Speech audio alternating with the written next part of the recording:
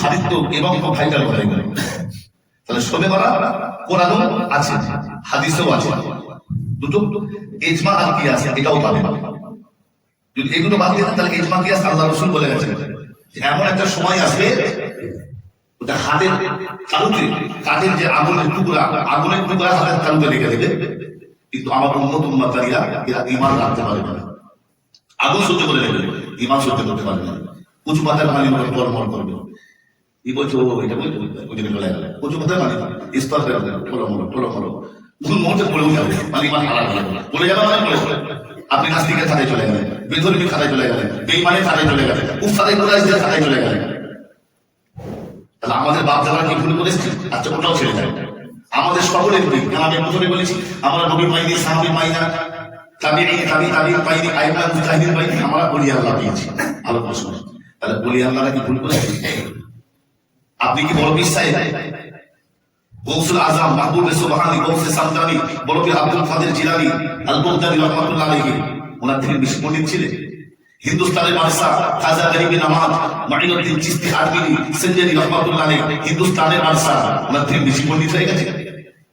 ফুরফুরা মুজাদ্দিদুল জামান, উলিল আমল, যুগ সংস্কারক, উনি হলো মুজাদ্দিদ। 100 বছর পর পর এক মুজাদ্দিদ পাল্টান, উনি 100 বছর পর আল্লাহর তরফ থেকে মুজাদ্দিদ হয়েছে, ওনার থেকে বেশি পণ্ডিত হয়ে গেছে।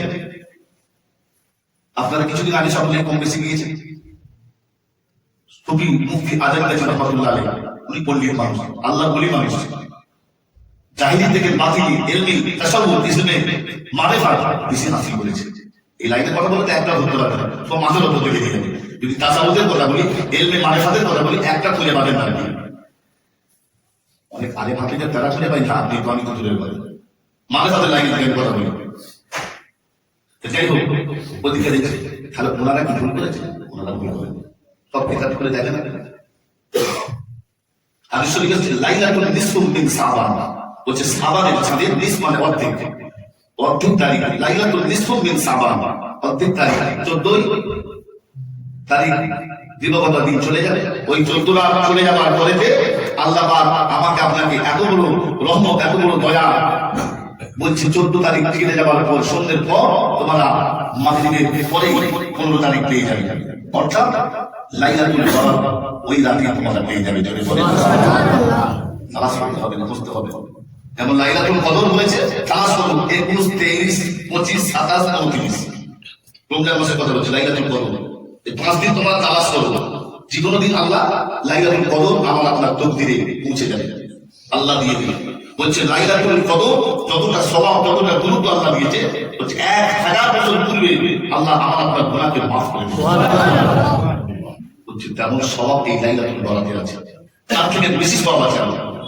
আর এই লাইলাতুল বরাতের রাতে আল্লাহ রাসূল স্বয়ং নিজে কোথায় গিয়েছিল? যারা হজ পাকে গিয়েছে, দুটো কবরস্থান আছে, জান্নাতের কবরস্থান, জান্নাতুল বাকিয়া, জান্নাতুল মুআল্লা, দুটো কবরস্থানে হাওয়া করে কাঁদছে। তার জন্য আল্লাহ বলছে যাও জিবরিল, আমার রাসূল কোরআন হাদিস শরিয়াত হাকিকাত তরিকাত মারিফাত সব দিন, এক কথায় দিন প্রচার করতে গিয়ে কেরামের হয়ে গেছে, শুয়ে পড়েছে। জিবরিল তুমি দেরি করো না, যাও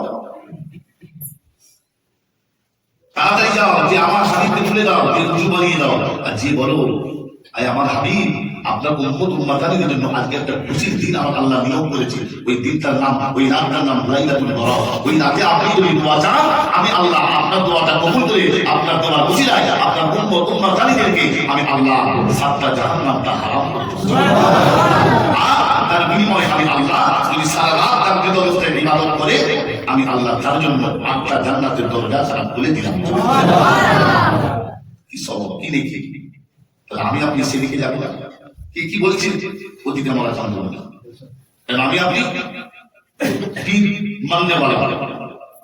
সব থেকে যদি বলে না পীর আমরা মানি না, তাহলে আপনার পীর তাহলে কি হবে? শয়তান। সব থেকে বড় পীর মানে না নাকি? পীর তো আমার আপনার বাড়িতে সবচেয়ে বড় পীর আছে, আমার বাপ মা, ওয়াউম্মিহি ওয়া আবি, আমার সবচেয়ে বড় পীর আমার বাপ আর মা। তাহলে আপনি বাপ মা বলতে পারেন না। যদি বলেন আমি পীর মানি, অনেকে বলে না, আমরা সে বাপ মাকেও মানি না। আর যে বাপ মার বাবার তো সন্তান হয়, তার দোয়া আল্লাহ কবুল করবে, হাদিস জানেন না? খাতার বাইরে পাইবেন যা বিচার। আর তাদের জন্য ডিটেকশন ফার্ম তৈরি করে রেখেছে। এই সায়ের আগে কিন্তু, এই সায়ের আগে আল্লাহ কোরআনে দিয়েছে, আপনি সূরা মারিয়াম পড়ুন, সূরা বাকারা পড়ুন, সূরা আল ইমরান পড়ুন, সূরা আন-নিসা পড়ুন, সব সূরা আল্লাহ আয়াত থেকে দিয়েছে।